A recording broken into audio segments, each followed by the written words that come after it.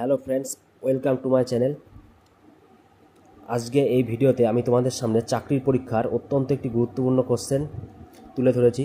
তোমরা দেখতে পাচ্ছ x plus 1/x equal to 2 হলে x টু দি পাওয়ার 2025 যোগ 1/x two the power 2025 value কত হবে। এক্সকে লসাগু ধরে লেখা যেতে পারে x square plus 1 equal two 2। অতএব x square plus 1 equal two 2x। এখন 2xটা বাঁ দিকে চলে আসবে, তাহলে হবে x square minus 2x plus 1 equal to 0।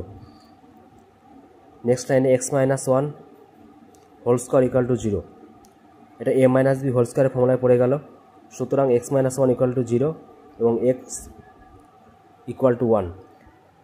এখন ডান দিকের কোশ্চেনে এক্সের জায়গায় যদি আমরা 1 পুট করি তাহলে আমাদের ফাইনাল অ্যান্সার বেরিয়ে যাবে।